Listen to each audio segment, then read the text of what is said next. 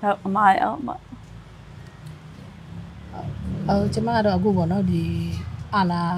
မသိန်းခင်လေးမှာပေါ့နော်မသိန်းခင်တော့မှပေါ့နော်ဟိုဘယ်လိုပြောမလဲဒီမြောက်လာတချုံနေနေပဲပေါ့နော်အခုသမရဖြစ်တဲ့အာနာမသိန်းခင်တော့ကျွန်တော်တို့အတွေ့အကြုံလေးတစ်ခုပေါ့နော်ပြောပြချင်တာတော့ဟိုကျွန်တော်တက်ထဲမှာနေတယ်ပေါ့နော်လက်ရှိအာနာမသိန်းခင်တော့တက်ထဲမှာနေတဲ့ချိန်တော့ပေါ့ရဲဘော်တွေအေးနဲ့တိုက်ပွဲတွေဖြစ်တယ်လေအေးနဲ့တိုက်ပွဲတွေဖြစ်တယ်ပြီးလို့ရှိရင်အဲ့ရဲဘော်တွေက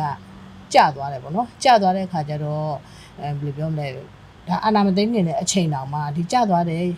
ဒီမိသားကြိုက်တဲ့မိသားစုတွေကိုသူတို့ဟိုဥပမာပေါ့နော်ဟိုရော်ကြီးပေါ့ဟုတ်တယ်မလားဟိုပင်စင်စားတယ်အမဟိုရော်ကြီးပေးရတယ်ဆိုတာရှိတယ်လေသူတို့ပင်စင်ပေါ့နော်ပင်စင်ရော်ကြီးပေးရတယ်အဲ့ပင်စင်ရော်ကြီးလည်းမပေးဘူးပေါ့နော်မပေးတဲ့အပြင်ကိုဘယ်လိုဖြစ်လဲဆိုအဲ့မိသားစုတွေကိုဒီယောက်ျားကပြူလဲသွားပြီဆိုလို့ရှိရင်သူတို့မှမိခိုးစရာမရှိတော့ဘူးသူတို့မှတချို့ကြတော့လေမစတဲ့ဘလူးလဲဆိုတော့သူတို့ဒီတက်ထဲမှာလာနေတာအပြင်မှာအိမ်မရှိကြဘူးတချို့မိသားစုကလေစစ်သားမိသားစုကအဲ့တော့ဟိုသူတို့အဲ့လိုင်းငန်းလေးမှာ6ခန်းလိုင်းငန်းလေးမှာခဏလောက်နေရစီဆိုတာတော့မှလေအဲ့ဒီလက်ရှိနော်အာနာမသိန်းခင်တော့မှသူတို့ကလက်မခံအောင်ဘာလို့ဆိုသူတို့အဲ့ဒါကြဘယ်လိုပြောလဲဆိုတော့နောက်အိမ်နောက်ပြုတ်မလားနောက်ရဲပေါ်နဲ့သူတို့ကပြန်ပြုတ်ခိုင်းသေးတာအဲ့လိုမျိုးပြန်ပြုတ်ခိုင်းတယ်ဒီရဲပေါ်နဲ့ပြန်ပြုတ်မလားပြုတ်မယ်ဆိုလို့ရှိရင်ဒီဝင်းပြုတ်မယ်မပြုတ်ဘူးဆိုလို့ရှိရင်တက်ထဲမှာမထားနိုင်ဘူးနော်သူတို့လည်းမဆောက်ရှောက်နိုင်ဘူးပေါ့နော်အဲ့ဒါပင်စင်လည်းမပေးဘူးပေါ့နော်အဲ့အကျိုးခံစား권မရှိဘူးပေါ့နော်အဲ့ဒီအာနာမသိန်းခင်တော့အချိန်တော့မှအဲ့လောက်ဆိုလို့ရှိရင်အခုအာနာသိန်းပြီးတဲ့အခါကျတခါပြောပြန်အောင်ကြံဟို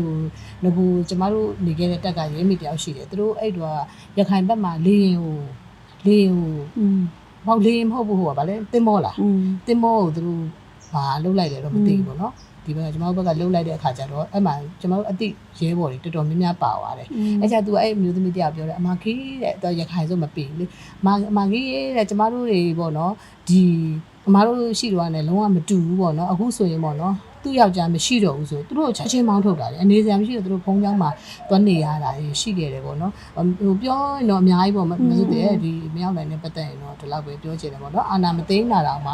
သူတို့ပေါ်မကောင်းခဲ့တာအခုအာနာသိန်းပြီးတယ်ဆိုရင်ပို့ဆိုးတာပေါ့နောက်တချို့ရှိသေးတယ်နောက်တစ်ခုရှိတယ်ဘလို့ဆိုအဲ့ဒီအရာရှိပဲအဲ့ဒီအရာရှိတယောက်ကကျောင်းနဲ့အတိပဲအခုတုတ်ပန်းလုပ်လိုက်တာပေါ့နော်တုတ်ပန်းလုပ်နေအခုသူ့ရဲ့အဲ့ဒီအရာရှိရဲ့ရောက်ခမကတခါပျောက်နေတာအခုဆို2နှစ်ရှိပြီတေလားလည်းမသိဘူးရှင်လားလည်းမသိဘူးအခုချိန်ကြီးလည်းမတွေ့ဘူးဆိုတော့ဘယ်စင်းကိုထည့်လို့ထည့်ရမှာလည်းမသိဘူးအဲ့ဒါလေးလည်းရှိတယ်ပေါ့နော်အဲ့အတွက်ကိုဒီအာနာမသိန်းခင်တော့မှဒီလောက်ဆိုးဝါးဖြစ်နေတယ်ဒီဟိုပါပေါ့နော်အခုအာနာသိန်းပြီးတဲ့ဟိုနောက်ပိုင်းဆိုရင်ဒီထက်ဆိုးမယ်လို့ပဲကျွန်မပြောချင်ပါတယ်ရှင်ဟုတ်ဟိုဟာလေဟိုနေ့ကဟိုကျမတို့ကြားလိုက်တဲ့ကိစ္စတစ်ခုဆိုလို့ရှိရင်သူ့အမျိုးသားဟိုဟာအေးမှာဖန်ခံရတယ်ပေါ့နော်ဆိုအဆက်အသွယ်လည်းမရဘူးဖန်ခံရတာလားတည်သွားတာလည်းမသိဘူးနော်ဒါပေမဲ့နောက်ဟိုဟာအခုစစ်တုံးမစကန်ကိုပုံကျတဲ့ခါကျတော့ပါသွားရပေါ့နော်ဆိုတဲ့ခါကျလေဟိုဒီကျမတို့ပေါ့နော်ဟိုစစ်တပ်ထဲမှာအမားတို့လည်းအကြာကြီးနေလာတဲ့ခါကျရုံးထွက်ဖို့ခွန်ကအရင်ခတ်တယ်ပေါ့နော်။ဘာလို့ဆိုခုနအမားတို့ပြောသွားတယ်အပြစ်မှာအိမ်မရှိဘူး။နေစရာအိမ်မရှိဘူး။စားစရာဒီစစ်တပ်ကနေပဲစီဒီအန်လုပ်ပြီးခေဆိုရင်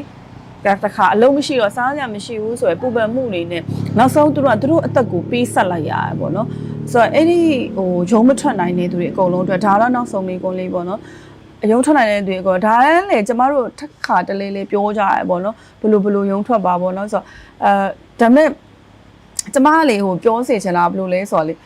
ကျမတို့တစ်ခါလေးကြားလို့ရှိရင်ဆုံးဖြတ်ချက်နှောက်နှီးသွားတယ်တူယူသွားတယ်ဆိုတဲ့ကိစ္စတွေကအသက်တည်ဆုံးတဲ့အထိကိုယ့်ရဲ့လင်းယောက်ျားဆုံးရှုံးရတဲ့အထိဖြစ်ကြတယ်ပေါ့နော်ဆိုတော့ဒါလေးပဲကျမတို့လည်းထပ်ပြောကြအောင်ပဲပေါ့နော်ဘာလို့လဲဆိုတော့ဟိုကိုပြောလိုက်လို့လူတယောက်အတိဟိုဆုံးဖြတ်နိုင်သွားတယ်ဟိုအတိညာအမောင်ဖုံးတာတွေ brain wash တွေပျောက်ကွယ်သွားတယ်ဆိုလဲဒါကျမတို့ကုသိုလ်ရတာပဲလीเนาะဒါလူသက်တစ်ချောင်းခဲ့တာပဲဘာလို့ဆိုတော့ကျမတို့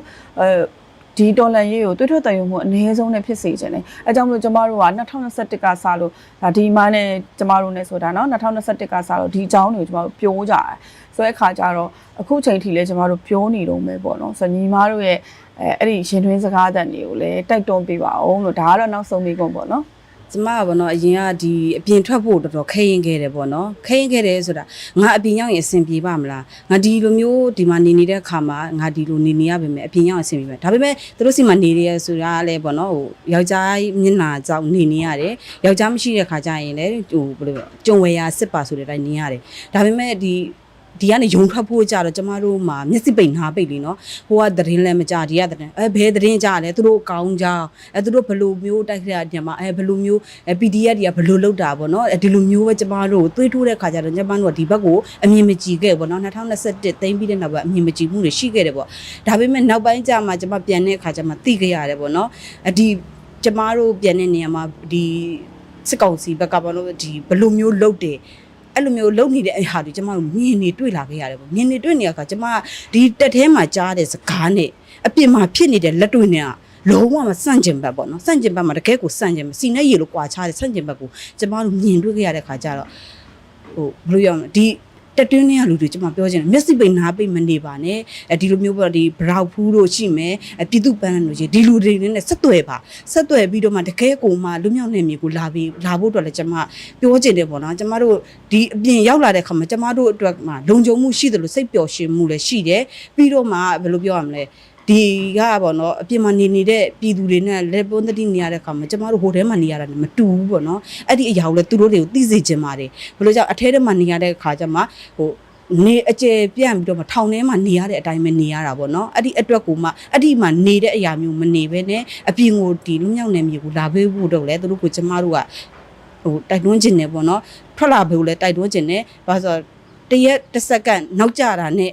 ကိုယ့်ရဲ့ခင်မွေးရဲ့အသက်ကဘယ်ချိန်မှပြက်ကွယ်သွားမလဲဆိုတော့ကျမတို့မသိရဘူးအဲ့ဒီအတွက်ကိုသူတို့တွေကိုကိုယ့်ရဲ့ခင်မွန်းကိုချစ်တယ်ကိုယ့်ရဲ့ခင်မွန်းပေါ်မှာလည်းလေးစားမှုရှိတယ်ဟဲ့ဆိုရင်အရာရာမိသားစုတက်ကိုလေးစားတယ်ဆိုလို့ရှိရင်ဒီလွတ်မြောက်နေမျိုးလာပြီးတော့မှပြည်သူ့ဘက်မှာရက်တီပေးပါလို့ပြောချင်ပါတယ်